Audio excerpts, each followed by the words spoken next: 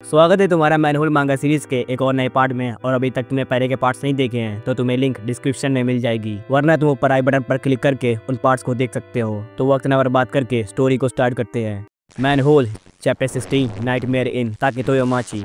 Chapter की शुरुआत में हमें दिखाते हैं कि केन और उन दोनों माँ बेटे को एम्बुलेंस की मदद से हॉस्पिटल पहुंचाया जा रहा है। तभी वहां पर सहारा हेल्थ डिपार्टमेंट के चीफ हिरोकी ओगावा आते हैं। ओगावा एक आता और शिमिजू से कहते हैं, तुमने जो मुझसे लाने को कहा था मैं वो सामान ले आया हूँ। ये सुजुमाबाची उन्मूलन में इस्तेमाल किए जाने वाले प्रोटेक्टिव कपड़े हैं और इसकी जाली 1 मिलीमीटर से भी छोटी है, तो यह मच्छरों से बचने के लिए काफी अच्छा है, लेकिन यह वाटर प्रूफ नहीं है, तो खून से सावधान रहना। हालांकि हम फिलेरिया के खतरे से वाकिफ थे, फिर भी हम लापरवाह हो गए क्योंकि अभी सर्दी है और हमने कोई जवाबी कदम नहीं उठाया, ये सोचकर कि दूसरे इन्फेक्शन का कोई खतरा नहीं है। चाहे कुछ भी हो जाए, ये इम्पोर्टेंट है कि हम यकीनन इसे यही रोकेंगे। एकेहाटा और शिमिजू, समझ गए ना? मैं अब किसी भी असफलता को माफ नहीं कर सकता। इसे ऐसा करो कि तुम्हारी जिंदगी इसी पर निर्भर हो, और इससे पहले कि मच्छर एक्टिव हो जाए इस ऑपरेशन को पूरा करो। एकेहाटा और शिमिजू साथ में कहते हैं, समझ गए सर। दूसरी तरफ हमें दिखाते हैं कि केन की हालत सीरियस है और उसकी ये हालत देखकर इनोए काफी परेशान है और वो केन के लिए प्रे कर रही है। दूसरी तरफ एकेहाटा, शिमिजू और उसके बॉस ओगावा तीनों ही वो स्पेशल सूट पहन लेते हैं। ओगावा उन्हें ऑर्डर देता है कि सबसे पहले एयरबैंड को बंद करो, उसके बाद अच्छी तरीके से इंसेक्ट मारने वाला जहर स्प्रे करो, और वो वैसा ही करते हैं। वो मीका के अपार्टमेंट में स्प्रे करते हैं और घर के अंदर के सभी मच्छर मरने लगते हैं। तभी उन्हें घर के अंदर से किसी की आवाज सुनाई देती है। वो जब दरवाजा खोलते हैं तो उन्हें दिखता है कि वहाँ पर कई सारे मच्छर हैं जिनकी कोई गिनती नहीं हो सकती। तभी अंदर के दरवाजे पर उन्हें किसी का हाथ दिखता है, जिसे देखकर वो घबरा जाते हैं। वो देखते हैं कि कोई उस दरवाजे को खोलकर बाहर आ रहा है और वो कोई और नहीं बल्कि मीका होती है। चैप्टर 17 सेगेगोची मीका।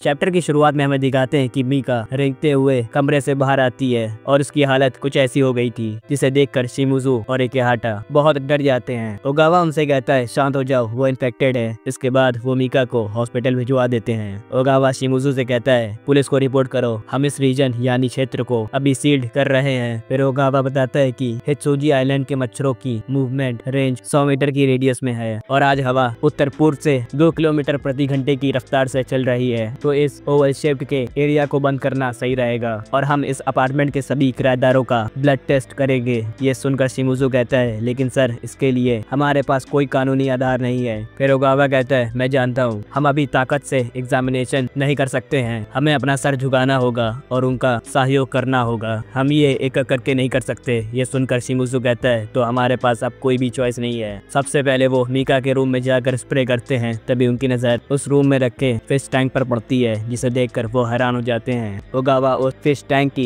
एक मछली को देखकर कहता है, अब मुझे समझ में आ गया कि यहाँ क्या हुआ है। फिर सीन बदलता है और हमें हॉस्पिटल का सीन दिखाते हैं। वहाँ पर डिटेक्टिव ताकी केन को देखने आते हैं। वो इनोए से कहते हैं, मैंने सुना है कि केन जख्मी है। इनोए उनसे कहती है, हाँ ऐसा लग रहा है कि मिजोगोची की बॉडी में एक इन्फेक्टेड बंदे का खून चला गया है। ये सुनकर ताकी कहते हैं, ये नहीं हो सकता, क्या इस इन्फेक्शन से उसे कोई खतरा है? इनोए से कहती है, हम अभी उनकी जाँच कर रहे हैं। तभी डॉक्टर ब्लड टेस्ट की रिपोर्ट लेकर के वहां आ जाते हैं और वो बताते हैं कि रिजल्ट निगेटिव है। केन मिजुगोची को फिलेरिया रोग नहीं है। केन ने जो अपने जख्म पर खाना बनाने वाला तेल डाला था उसकी वजह से उसकी जान बच गई। हर कोई इस तरह नहीं सोचता है जिस तरह केन ने सोचा था। ये जानकर इनोए को काफी राहत मिलती है।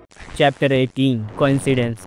चैप्टर की शुरुआत में हमें दिखाते हैं कि एकेहाटा और शिमिजू को भी केन के बचने की रिपोर्ट मिल जाती है और दूसरी तरफ ओगावा पूरी टीम को मिशन एक्सप्लेन करते हुए कहते हैं, मच्छरों को मारने के प्रोसेस के लिए पहला कदम ये होगा एक ऑडियो सीडी। इसमें साउंड वेव्स हैं 6000 से 9000 हर्ट्ज की फ्रीक्वेंसी। इस आवाज से मच्छर बहुत नफरत करते हैं। क्वारंटाइन जोन की सीमाओं के 6 अलग अलग जगहों पर स्पीकर लगाए गए हैं। इन सभी की दिशा सेंटर की तरफ है और वो सब साउंड वेव्स बजाएंगे। जो मच्छर इन साउंड वेव को सहन नहीं कर पाएगा वो क्वारंटाइन किए गए एरिया के बीच में इकट्ठे हो जाएंगे। इसके बाद हम इस मशीन का इस्तेमाल करेंगे जो मच्छरों को कार्बोनाइज्ड गैस से अट्रैक्ट करता है और फिर उन्हें जिंदा जला देता है। इसकी मदद से हम फीमेल मच्छरों के एक बड़े हिस्से को नष्ट करने में कामयाब हो जाएंगे। बेशक सुरक्षा के लिहाज से ये काफी नहीं होगा, हम इसके बारे में नहीं भूल सकते, तो ये ऑपरेशन कल सुबह से पहले पूरा हो जाना चाहिए। फिर सीन बदलता है और हमें बताया जाता है कि शिमिजू ने इनोए और ताकी को मीका के अपार्टमेंट की जाँच पर बुलाया है। वो उन्हें सूट पहनने को कहता है। उसके बाद वो लोग मीका के अपार्टमेंट में जाते हैं। फिर शिमिज़ू उन्हें उस फिश टैंक की मछली के बारे में बताता है कि ये एक नॉर्थर्न बरामुंडी है। ये ऑस्ट्रेलिया में पाई जाने वाली अरोवाना मछली की एक वैरायटी है। ऐसा लगता है कि इस मछली के मालिक ने इसका ठीक से ख्याल नहीं रखा। उसने कोई फिल्टर इस्तेमाल नहीं किया और ना ही कभी पानी बदला। बहरहाल मीका ने इस पर बिल्कुल भी ध्यान नहीं दिया। इन सब चीजों से ही मच्छरों को बढ़ने के लिए एक अच्छा वातावरण तैयार किया है। ये सुनकर ताकी कहते हैं, ऑफ कोर्स अब मुझे समझ में आ गया है। इन्हों इनसे पूछती है, पर क्या चीज? ताकि उसे बताते हैं कि अभी ऑस्ट्रेलिया में गर्मी का मौसम चल रहा है। ये साल का वो समय होता है जब मच्छर सबसे ज्यादा संभोग करते हैं। ये बारामुंडी यकीनन एक जंगली मछली है जो वहाँ पकड़ी जाती है। हम मान सकते हैं कि मच्छरों के अंडे जो इसके पंखों पर चिपके थे वो एक्वेरियम में पैदा हो गए। लगातार हीटिंग से कमरे का तापमान बढ़ गया और मच्छर जो पैदा हुए थे उनके सामने एक आइडल शिकार था। ये सभी एक एक्सट्रीम फैक्टर थे। उन्होंने ही मिलकर इस तबाही को अंजाम दिया है। ये सुनकर इनोए शॉक्ड हो जाती है। Chapter 19 operation.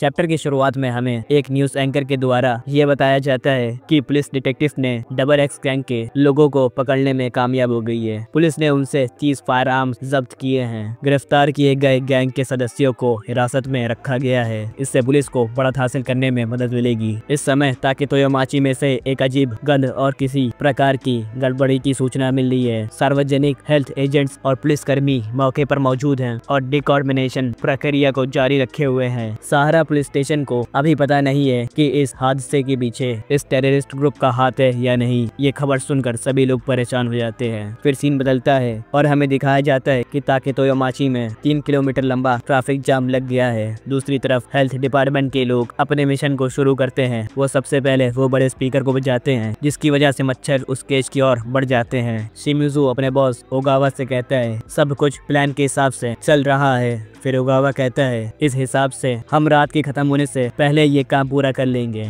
शिमिज़ू अपने बॉस से पूछता है क्या वो आदमी इस सब के लिए जिम्मेदार है? इसके द्वारा किए गए इस अपराध को समझे तो ये कितना खतरनाक है। ओगावा उससे कहता है अपराधी को पकड़ना पुलिस पर निर्भर है, ये हमारा काम नहीं है। फिर सीन बदलता है और हमें दिखाते हैं कि उस इलाके में लोगों की भीड़ लग जाती है। लोग उस मिशन की तस्वीरें खींच रहे थे और वहाँ पर इनोए भी थी। फिर इनोए के कंधे पर कोई हाथ रखता है जिसकी वजह से वो काफी घबरा जाती है और वो हाथ था केन मिज़ुगोशी का। इनोए केन से पूछती है मिज़ुगोशी क्या आप अभी ठीक है? केन कहता है हाँ मैं ठीक हूँ। मैंने खुद से कहा कि ये सोने का समय नहीं है और मैं हॉस्पिटल से चला आया। पर अगर सच बताऊँ तो मुझे लगता है कि ये पूरा मामला हमारी सोच से बहुत आगे निकल चुका है। फिर हमें दिखाते हैं कि उस ट्रैफिक जाम में फंसी हुई एक टैक्सी में इस मांगा का मेन विलेन मिज़ुनो मसाकी बैठा है। वो ड्राइवर से कहता है अगली सड़क से लेफ्ट ले लो और जल्दी करो क्योंकि मैं बस यहाँ अपने बच्चों से मिलने आया हूँ। केन की नजर मिज़ुनो पर पड़ जाती है। वो एक पुलिस ऑफिसर से कहता है मैं चाहता हूँ कि तुम उस टैक्सी का पीछा करो। वो ऑफिसर केन के कहने पर टैक्सी का पीछा करने लगता है। दूसरी तरफ मिज़ुनो कहता है किसी भी स्थिति में मैंने ये नहीं सोचा था कि इससे इतना बवाल मचेगा। ये पूरी तरीके से मेरे लिए अनएक्सपेक्टेड था लेकिन ये एक अच्छा सरप्राइज है और अब मेरे प्लान का दूसरा भाग शुरू होगा। और यहीं पर ये चैप्टर और मैनहोल मांगा का वॉल्यूम 2 खत्म हो जाता है। तो बस वीडियो को एक लाइक कर देना, चैनल पर नए हो तो सब्सक्राइब करना और अपने मांगा लवर दोस्त के साथ वीडियो को शेयर भी कर देना। तो आज के लिए बस करते हैं, मैं मिलूंगा तुमसे नेक्स्ट वीडियो पे। तो बाय बाय।